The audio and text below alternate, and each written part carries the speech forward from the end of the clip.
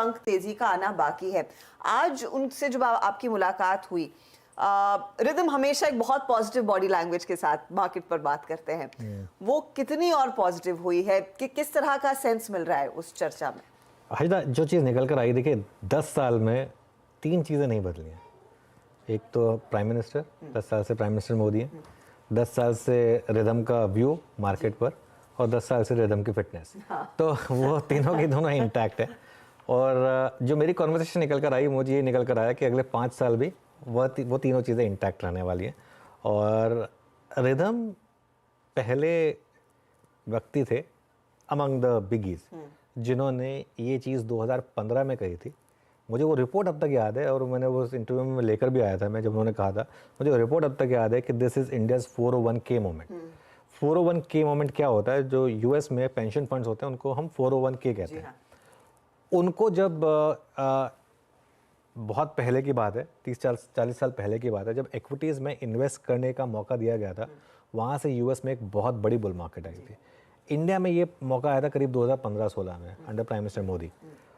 उसके बाद से डोमेस्टिक पैसा शुरू हुआ। उसमें ऑब्वियसली हॉकी स्टिक करवाया कोविड के बाद, 2020 के बाद। 2020 के बाद हमारी मार्केट धीरे धीरे, और अब तो हमारी मार्केट पूरी एक तरीके से रिटेल फ्लोज पे डिपेंडेंट हो गई है। जब मैं ये इंटरव्यू कर रहा था तभी वो म्यूचुअल फंड का नंबर भी फ्लैश हो रहा था स्क्रीन पर।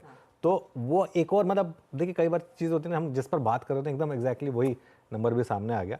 तो वो एक बहुत इंटरेस्टिंग चीज़ सुनने को मिली। एक काम करते हैं, एक छोटा सा अंश सुनाते हैं आपको, उसके बाद ये पूरा शो आपको आज शाम को, और एक्चुअली कल पूरा दिन आपको शो सुनने को मिलेगा, लेकिन अभी के लिए एक छोटी सी हाईलाइट सुनाते हैं।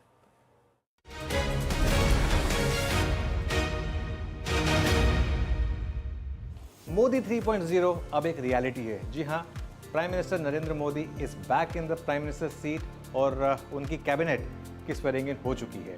अब मार्केट जानना चाहेगा कि अगले 5 साल मार्केट किस तरीके से रहने वाला है, और इसके लिए हमारे पास है एक ऐसे शख्स जिन्होंने बहुत बखूबी पिछले 10 साल की बुल मार्केट को पकड़ा था। जी हाँ, हम बात कर रहे हैं मॉर्गन स्टैनली के मैनेजिंग डायरेक्टर रिदम देसाई की। Thank you so much rhythm, आज हमारे साथ टाइम स्पेंड करने के लिए। और आपने एक लगातार एक लाइन पकड़ी थी कि ये साल नहीं, ये दशक और अगले कुछ दशक इंडिया के हैं। मोदी 3.0 की वापसी के बाद क्या अब उस पर एक मोहर लग रही है? ऑफ कोर्स मोहर तो लग गई है। अगले 5 साल के लिए मुझे लग रहा है और प्रोग्रेस होगा देश का। तो ये तो बुल मार्केट चलते रहेगा। बुल मार्केट चलता रहेगा। तो पिछले 5-6 सालों में मार्केट ने काफ़ी गेंस किए हैं। क्या बहुत लोगों को लगता है कि क्या ऑलरेडी काफ़ी गेंस फ्रंट लोडेड तो नहीं हो गए हैं?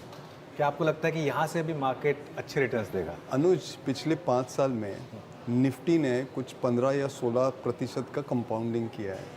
इतना भी भयंकर रिटर्न नहीं हुआ है। अर्निंग्स में भी आप देखो, कंपनी की आय में भी उतना ही कंपाउंडिंग हुआ है, 15 से 16%।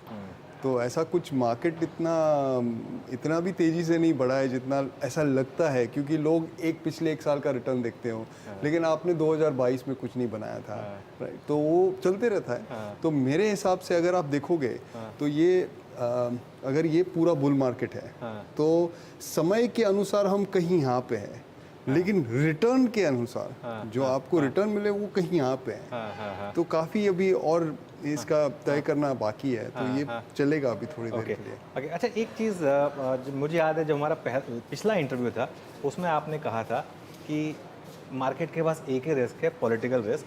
हालांकि ये एक बेस केस है कि Narendra Modi will come back, लेकिन जब तक इट्स नॉट डन। मुझे वो अच्छे से याद है। एक बार के लिए थोड़ा सा शायद कंफ्यूजन हो गया था मार्केट को, ट्यूसडे को मार्केट काफ़ी गिरा भी। अभी भी मार्केट में एक रिस्क ये है कि ये अभी भी फुल मेजोरिटी वाली सरकार नहीं है बीजेपी की, एक एनडीए की सरकार है। तो क्या पॉलिसीज़ में कुछ कॉम्प्रोमाइज़ करना पड़ेगा कंपेयर टू जो पहले पॉलिसीज़ थी उसके मुकाबले? पहले हम पॉलिटिक्स की बात कर लें, फिर पॉलिसी पे आए। तो हम क्या है ना, बिगड़ गए 2014 और 19 के कारण। आप पिछले 35 साल का हिसाब देखो, ओके, 89 के साल से लेके 2014 तक ये देश ने सिर्फ कोएलिशन सरकारें देखी हैं। बिल्कुल। ओके, जो भाजपा की सीट है, ओके, ये नरसिम्हा राव की सरकार की तुलना में है, राइट? उनकी सरकार चली थी 5 साल, वो भी कोएलिशन थी। तो मुझे कोई शक नहीं है ये 5 साल चलेगी। दूसरी बात, नरसिम्हा राव ने किया था पूरा reforms. सुधार, रिफॉर्म्स किए थे, उनको कोई बाधा ही नहीं हुई, तो इनको क्यों होगी? 98 में और 99 में भी नहीं हुई थी कोई बाधाएं वैसे अगर देखा जाए वहाँ तब तो बीजेपी की तो बहुत कम सीट्स थी, तो। हाँ हाँ ठीक है। हाँ। आप 98-99 को छोड़ो, 97 का बजट याद करो। वो जो चिदम्बरम का बजट था, ड्रीम बजट। हाँ, तो इकोनॉमिक रिफॉर्म के लिए हाँ ओके, ये ऐसा ज़रूरी नहीं है कि आपको एकदम एब्सोल्यूट मेजॉरिटी चाहिए। ओके तो मुझे कोई बाधा नहीं दिख रही है। एक पहली बात मेरे कहने की है, मैं पॉलिटिकल एक्सपर्ट नहीं हूँ, लेकिन ये सरकार 5 साल चलेगी। ओके दूसरा मेरा ये कहना है कि जो सुधार हो रहा है इकोनॉमी में वो चलते रहेगा और गति यहाँ से बढ़ेगी, घटेगी नहीं। ओके तो इसमें बाजार को पॉजिटिव सरप्राइज मिलने वाला है। बाजार को पॉजिटिव सरप्राइज मिलने वाला है। एक बहुत इंटरेस्टिंग चीज़ है। तो फिर यहाँ से मैं पढ़ रहा था आपकी रिपोर्ट, वैसे बहुत शानदार रिपोर्ट लिखी है रिदम आपने। आप कह रहे हैं कि इंडिया का जीडीपी 6.8% और सीपीआई 4.5%। ये करीब आपका एक एस्टिमेट है। FY26 के लिए आप ईपीएस शायद कंसेंसस से 5% ज़्यादा लेकर चल रहे हैं। इतने बुलिश क्यों हैं? तो इसमें हमें अभी पॉलिसी का डिस्कशन लाना पड़ेगा। ओके हाँ। तो मेरे हिसाब से ये मैं थोड़ा अभी इसको सिंप्लीफाई करने की कोशिश कर रहा हूँ।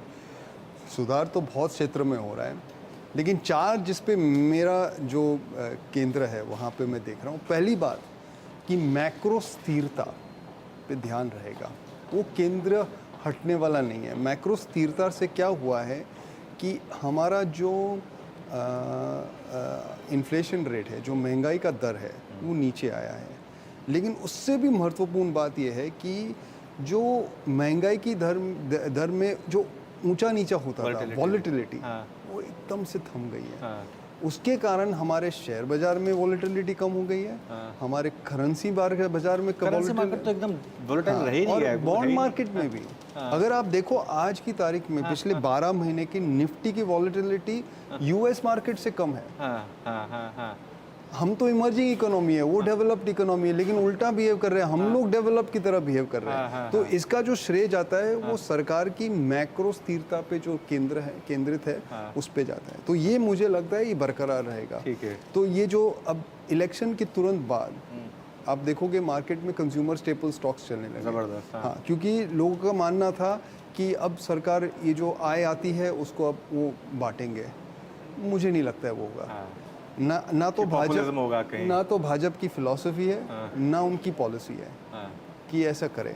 और इससे करने से कोई गरीबी नहीं हटती है।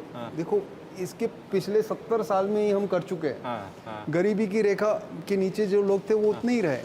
पिछले 10 साल में करीबन 10 से 15% लोग उठे हैं, क्योंकि उनको आपको अपॉर्चुनिटी क्रिएट करनी है।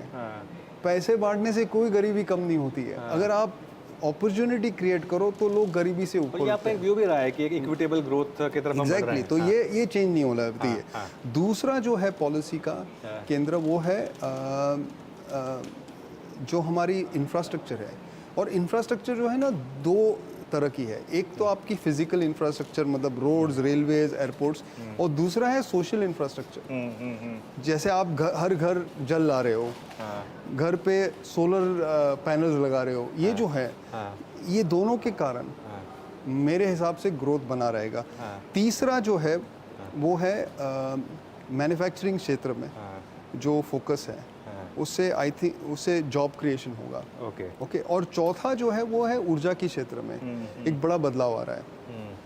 तो ये जो 4 पॉलिसीज है, यहाँ पे मुझे नहीं लग रहा है कोई फेरफार होने वाला है, गति और बढ़ेगी। तो उससे कॉर्पोरेट की आय में, उनके प्रॉफिट्स में काफ़ी पॉजिटिव असर। 5% का डिफरेंशियल बहुत ज़्यादा है वैसे, लेकिन मैं अगर आप बोलो 3 साल का व्यू आप पकड़ो ना, 1 साल का व्यू छोड़ दो, 3 साल का व्यू पकड़ो, तो मेरे जो एस्टिमेट्स है ना वहाँ से भी ऊपर रिस्क है। ओके।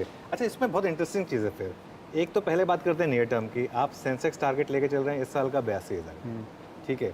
उसके बाद आप कह रहे हैं कि अगले 3 साल में सेंसेक्स का ईपीएस क्या अगर रहेगा 20%। 3 से 5 साल में सेंसेक्स का ईपीएस क्या अगर रहेगा 20%। लेकिन आप सेंसेक्स को क्या कर दे रहे हैं 12 से 15%। मैं तो नॉर्मल बुद्धि से सोचूंगा तो ये कहूँगा कि मार्केट में तो अगर और री रेटिंग हो तो उल्टा वो ज़्यादा होना चाहिए ना, ईपीएस से ग्रोथ से कम क्यों होगा? सो अनुज, इसमें 2-3 चीज़ें हैं। पहली बात तो ये है कि जो अगले साल का जो सेंसेक्स का व्यू है ना, 10,000 का। वो पूरे ग्लोबल मार्केट पे भी निर्भर है। अब जैसे कि हमारे जो अमेरिका में स्ट्रेटेजिस्ट बैठे हैं, उनका ये मानना है कि SPX ये साल 5400 के आसपास रहेगा, और वहाँ पे तो पहुँच गया है SPX।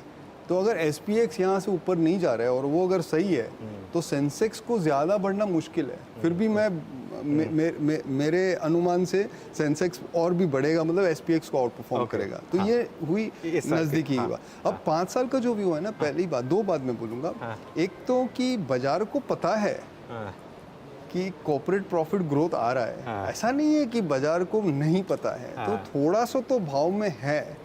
ये कितना भाव में? अगर आप कह रहे हैं कि 15% ही कैगर हुआ है, तो फिर कितना भाव में है फिर? नहीं, तो जो मेरा अनुमान है, मेरे हिसाब से करीबन 40% भाव में है। 40% भाव में। ऑफ दी ग्रोथ, जो ग्रोथ आने वाला है उसका 40% भाव में है, 60% आपका अभी भी बाकी है। दूसरी जो एकदम इम्पोर्टेंट महत्व की बात है, वो है कि कोई भी शेयर बाजार ऐसे नहीं जाता है, वन लाइन में वो ऐसे जाएगा, राइट? तो एक समय आएगा जब सेंसेक्स ओवरवैल्यूड हो जाएगा, ओके? वो आपका फिर वो एक पॉइंट होता है, वहाँ से फिर रिटर्न आपके बहुत कम हो जाएंगे, बाजार गिर भी सकता है। तो मैं एक 5 साल का व्यू देख रहा हूँ, लेकिन वो ऐसा नहीं है कि हर एक साल 12-15 बढ़ने वाला है। ये कभी 25-30 भी हो जाएगा। फिर उसके बाद जो जैसे हुआ था बीच में, ये तेजी का बाजार जो 2020 जून से शुरू हुआ है, वो कोई एक स्ट्रेट लाइन में तो नहीं जा रहा है। तो वो भी समझने की जरूरत है।